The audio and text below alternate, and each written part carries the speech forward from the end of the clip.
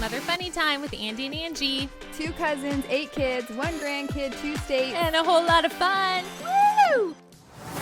Welcome back, Mother Funny Tribe. It's Angie and Andy, your favorite podcast hobby, because your hobby is probably listening to podcasts. Hobby. Oh. And it nourishes Could your that soul. be a hobby? I don't know. You're the expert researcher.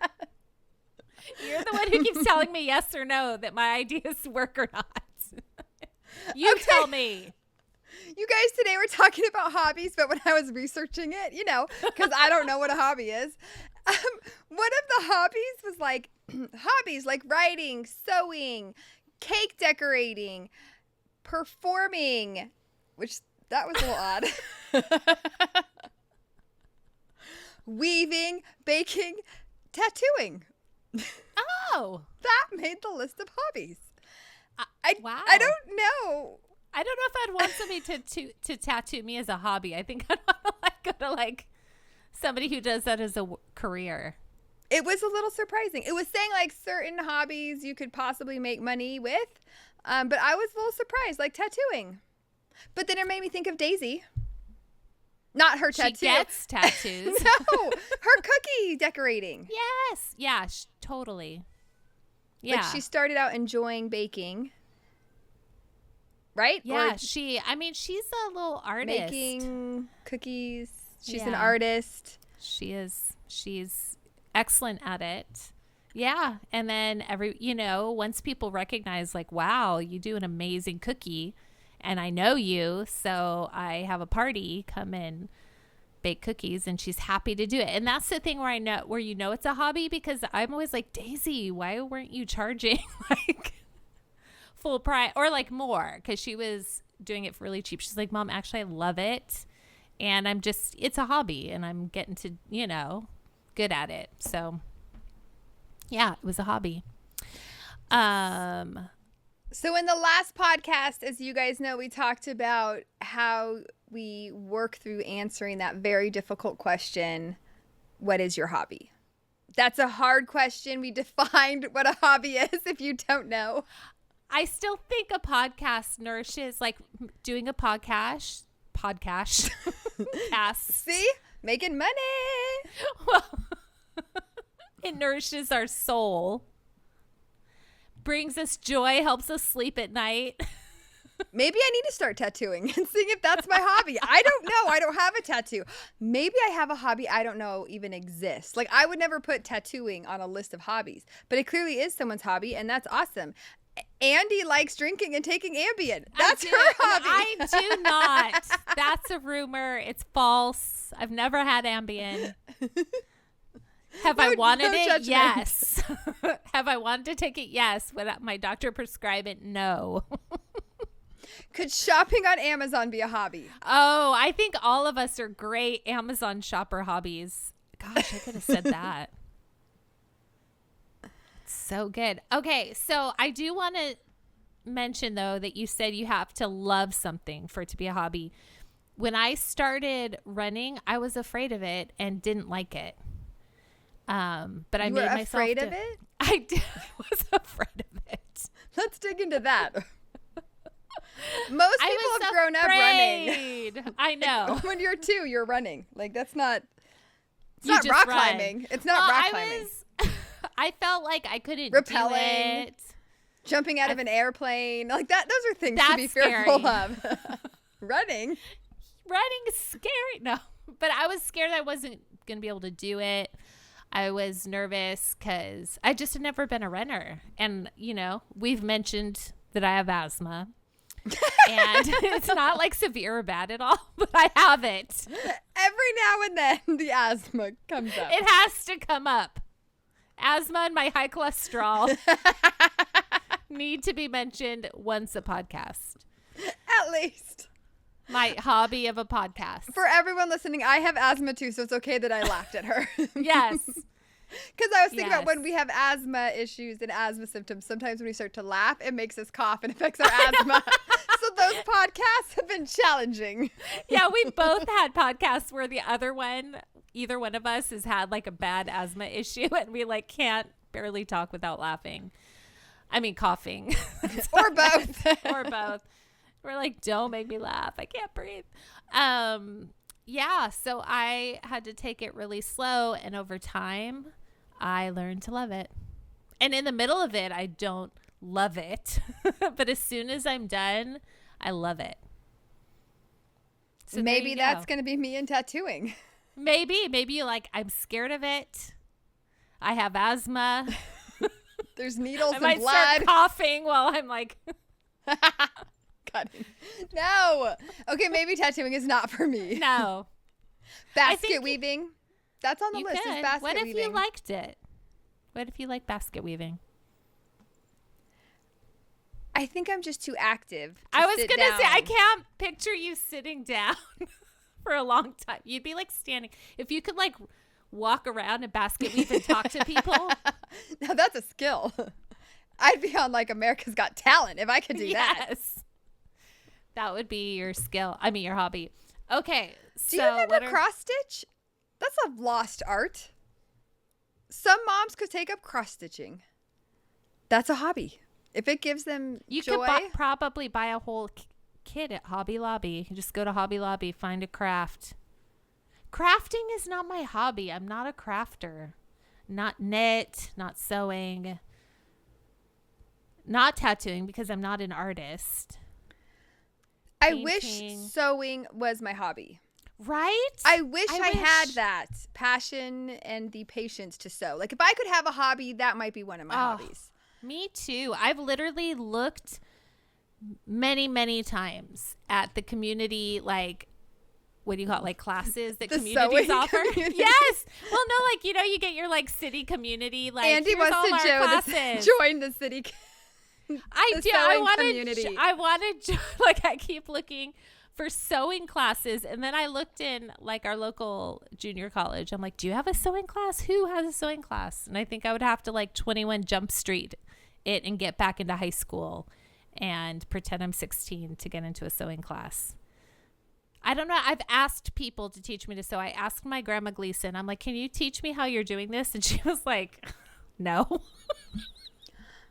Oh, Grandma Gleason like, shot you down? Yeah, because she did things so fast. If she was going to teach me, it would just take forever. And she was a busy woman, so she couldn't teach me. Okay, that's a great segue into what we're going to talk about, Mother Funny Tribe. The excuses moms use to not have a hobby. Now, I'm going to be honest, before someone actually asked me what my hobby was, I never thought about what my hobby was. So I feel like I was caught off guard with that very difficult question. And so we don't want that to happen to you. So we're here to prepare you for, like, we talked about what a hobby is. Do you find joy and love and excitement? It helps you sleep from that hobby. And then also, what are moms using as an excuse for not having a hobby? If you actually are thinking about it. But again, we don't even know if you are talking about it or thinking about it.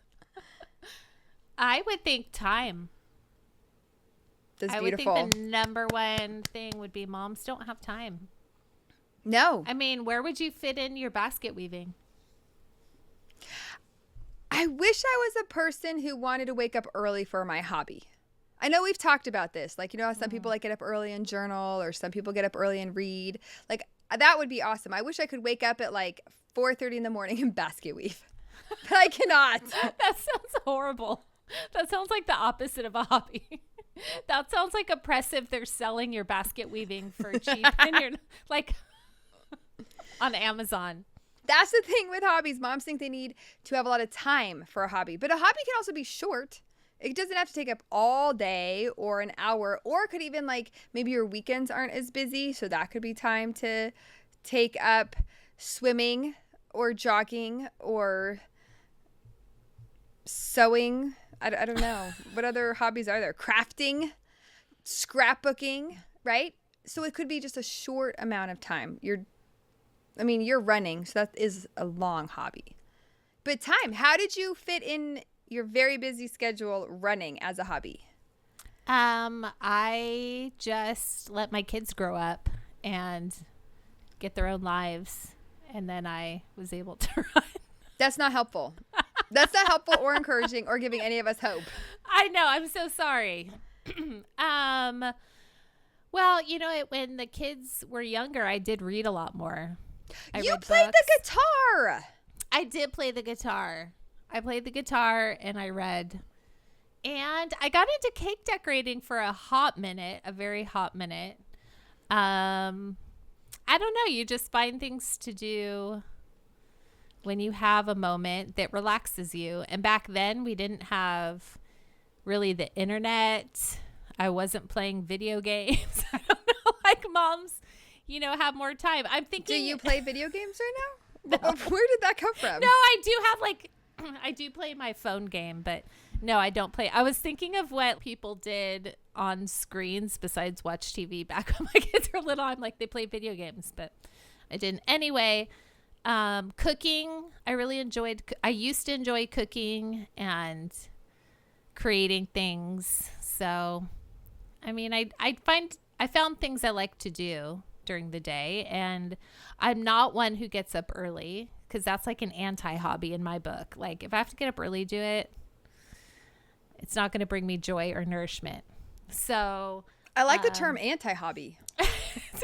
Some people, like even runners, I run in like the dead heat of the day because I'm not getting up my at gosh. You can't. You can. the Seriously? dead heat Seriously? of the day. You guys, we cannot have any sympathy for her. She lives in Huntington Beach. It's not humid. It's not hot. It is humid. It's warm. There's a gentle breeze. Nobody feels bad for you. Nobody feels bad. I'm just telling you. The people in Alaska feel bad. Shout out. The people up in like up near Canada, they're feeling kind of bad. Yes, we love Canada. We do love Canada. I think we've talked about that. Okay, so you took up playing the guitar. You took up reading. Like you found time to learn how to play the guitar. You played the guitar at worship services. You took up reading. And it was just short little increments of time that you found. Maybe you weren't like, I'm going to sit down and read because that's my hobby. Like that might not have been your full thought process.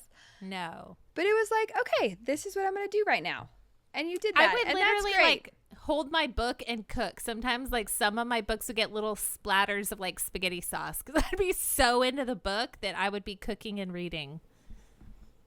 But it has to be a really good book. I don't want to be the person to say this, but you sound like your mom. No, if it was my mom, I would be. If I was my mom, I would be at a stoplight reading. She would open her book. She would have a book and at a stoplight she would read. I don't know if she does it now. Bet you $100 your mom reads while baking or cooking at some point. Oh, probably. So whatever, just the homeschool me is, if I have to admit. So, that I got reading from my mom. Yes. Probably, yes. Yes.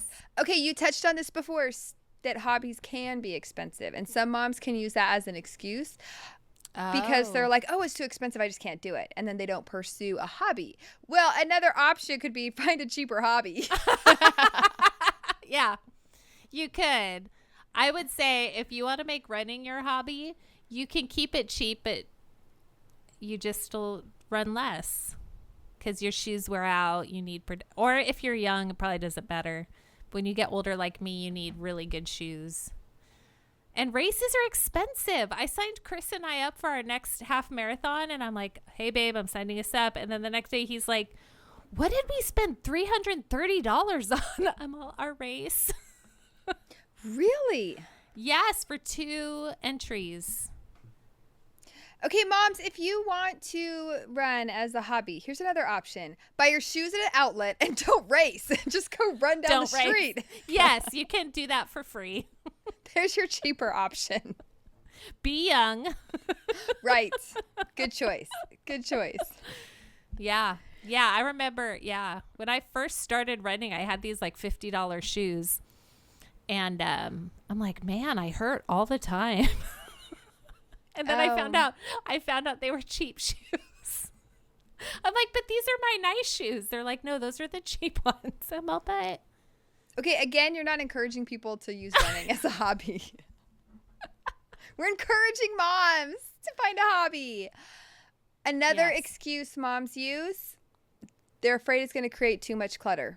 Like if I do this type of a hobby, it's going to just create more of a mess. And moms are like, I am cleaning up all day long. Yes. Now I'm going to choose a hobby and have to clean up after myself. I only clean up after my children. That's what the moms are saying. Yeah, that's, that's fair. Yeah. It stresses. Yeah. Even when I think now about cooking and I'm not cleaning up very much after other people, I'm like, cleaning up. And my husband does a lot of it, but I'm still like, cleaning up after dinner. You cook. I think moms use less dishes. Like we try to use minimum dishes because we know the amount of work it takes afterwards. We cook forever. We eat for 5 minutes. And then we clean up forever. My husband cooks. He's using like everything. He's like, let's use 10 measuring cups and all of the towels. Like literally he does. So I have no complaints now because he does most of the kitchen cleanup. But when I get there and like after he's cleaned up, there's like kitchen towels everywhere. He literally gets out 3 new kitchen towels every time he cleans the kitchen. And I'm like, well, I guess I'm doing laundry anyway. So yeah. Laundry is not allowed to be a hobby. I will not let any mom say that laundry is their hobby. Like, what if they love enjoy it? What if it brings nourishment to their soul? It does not make them feel fulfilled. No. What if they're fulfilled? No. Well, have you seen a lot of like the new generation coming up is really into like homesteading and making everything from scratch and recycling and repurposing everything and yeah, I think that's fantastic. I'm not knocking that. I'm just saying find another hobby. It makes me tired, but I look at it and I'm like, oh, that's incredible. But younger me could have done it. But this me is like, I just can't. Okay, that's part of it. Moms don't know what they actually would like to do for fun. Like us, when we were asked that question, it was like you have to sit back and be like, what do I think is fun? I mean, you're about drinking wine, but when you really have to think about I like how you keep, I'm like, that was one of the things. It's so funny to me that's what you came up with. I know. It did sound like I had a problem. No, because you don't. That's why I think it's so funny. You don't have a problem. And then the fact that it made it sound like you had a problem was better. Was funny. But to all our moms, if you do have a problem, seek help and we're here for you. Professional help. Don't seek help from us. I love that Angie's the one to bring this down. Like we're talking about hobbies and she got into AA. Like, we're an all-inclusive podcast. Yes. Yes. But when it comes to being a mom, you forget what you think is fun. And sometimes moms are so used to like thinking of their kids and their household and the animals and their schedule and their agenda to like actually stop and think about like, what do I enjoy? Or sometimes you have to go back even to like, what did I think was fun when I was a kid? Or what did I used to enjoy? Or what was fun to me before this all happened? Before this mess. Well, and I think that you should have time, like try things out and it's okay if you don't like it. Like I've tried different things out and I'm like, it's not for me. Again, things that are too messy, not for me. And I think carving time as a young mom is important and your whole family will benefit from it. For sure. Right, because it relieves stress. It relieves mom stress. And everybody wants a chill mom. So you're going to have 30 minutes 3 times a week to participate in that hobby. Like carve out a little bit of time because then you're going to be chill. You're not going to be stressed. You're going to be fulfilled. You're going to savor the moment. Enjoy. Yes. 100%. And I think it's going to remind moms of like, it's like a piece of them back. You know, like, because sometimes moms get so focused on moms in the mom world that it's like, no, like, I'm a human too. I have my own identity. I have my own interests. I can like things and do things up for myself. That's so true. I even feel like running.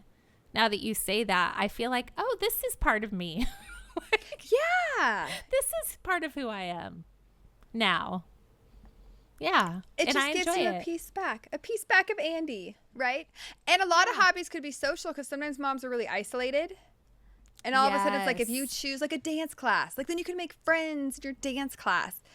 Or like working out. You know how they have like those Orange Theory or like those super like group classes?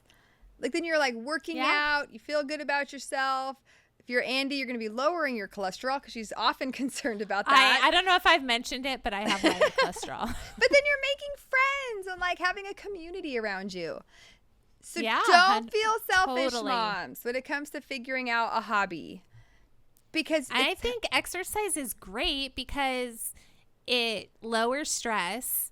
You like you said, especially if you like are in a class where you get to meet people, and when you're doing it, you're not, there's always excuses not to do it, but once you do it, you always feel better. Just remind yourself you'll always feel better afterwards, and you'll be healthier.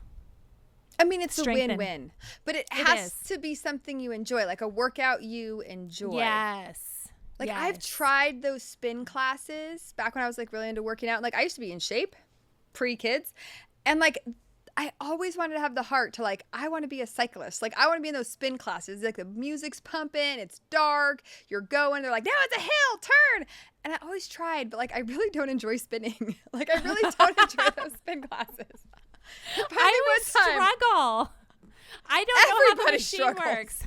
Well, my struggle is I don't know how it works very well. Like even getting my shoe into that thing that clasps, like the special shoes you have to wear and get them to like, I always need help getting my shoe in there.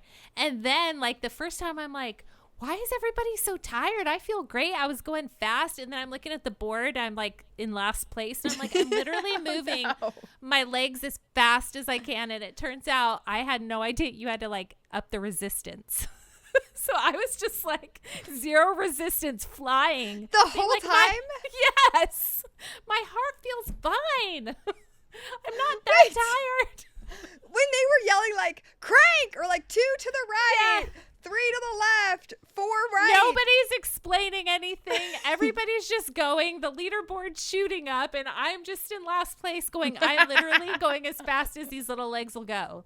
And I barely got my shoes in here. And I did the class like 3 times. After the first time I figured it out. The second time, I still couldn't quite get it. I knew at least at that point there was a resistance knob. But I was like, it's how does not it work? hard. Like it's to the I right don't know or if to the left.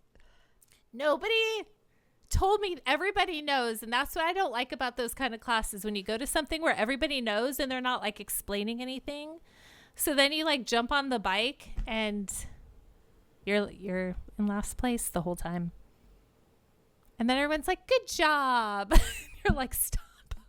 They are encouraging. Like those classes, they're so encouraging, and you're in that moment. Most of us are using resistance, unlike Andy. Yes. Most I of was us are so like exhausted fast. after. If it was a speed race, I would have won. It reminds me like the Wizard of Oz, like on the bike. Yes, that's what it was. My little legs. They were flying. And Yeah. then every time with the dumb shoes, I couldn't get my shoes in that thing right.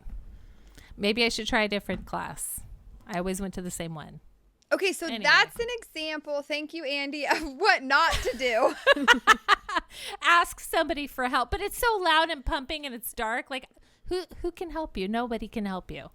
Some of those classes are intimidating. Like some of those weight training classes. Like when you go, I mean, back in college it was like 24-hour fitness. Like when you go to 24-hour fitness, like LA Fitness, and they have like the like, what are barbells and, like the weights, and it's like click them on here and take them off know. here. And then you're like doing the squats, and like those people are committed. And I've tried those and I like the workout, but no one else has 1 pound or like 0 I weight. know. Do you have... I'll just hold the bar. I know. I can't even hold a bar right now. Like I can't do a sit up. Like I have the idea of like I used to enjoy that, but I think I'm too intimidated to go there. That's the thing. And like I've been through that with yoga classes, because you get to some Oh. yoga classes and they're super basic. Then you go to others and they're like speaking with accents, even though they're from like Southern California. They're speaking with like an Eastern accent, and they're like they're trying to get you to do these things that nobody can do, or that somebody can do, and they don't really tell you. They're like, get in this pose, and you just have to like look around like, okay, what's everyone's pose? And you're trying to do it. So it is hard. I always look for like a for beginners class. And then That's they bring you helpful the for blocks. beginners. Like when you're doing yoga and they're like, here, honey, use the blocks. It's so embarrassing. Maybe stack a block on a block. So embarrassing.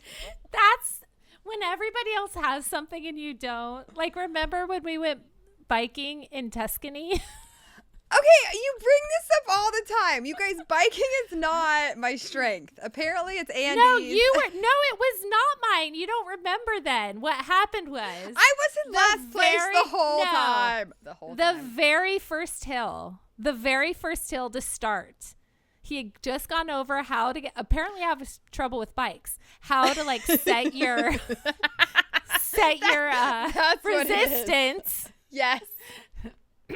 And I didn't get it right. And so I just walked it up the first hill.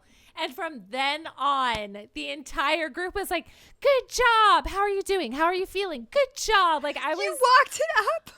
Yes. You don't remember? I walked it up the very first hill at the very beginning. It wasn't that steep. No, but I couldn't get it and everybody was taking off. So I like walked it up so that I could catch up. And from then on, people were like, are you okay? Are you okay? And I felt like I couldn't be in last because everybody thought I couldn't even ride it. So then she made sure I was in last place. I did not make sure. I didn't even remember you being in last place. I only remembered me feeling like patronized the whole time. Like, good job. No, like the whole group had to stop and wait for me. I mean, it's just embarrassing. I don't remember that. Look, we have our own bike traumas. Biking is not our hobby as much as we want it to be. I enjoy going for bike rides with my family because I'm faster than those 8-year-olds. Hurry up, girls. Actually, they just got new bikes, and I'm like, man, no, they're really fast. Yeah, so I think that's a good idea. Find something you like that doesn't intimidate you and doesn't make you embarrassed when you're participating in the activity. And it could be something new or something you did back when you were a kid. But the point is, moms, we want you to enjoy being a mom. And part of that is having a hobby or doing something for yourself. So that way you can enjoy being a mom and enjoy the mom world and mom life. And don't feel guilty about it.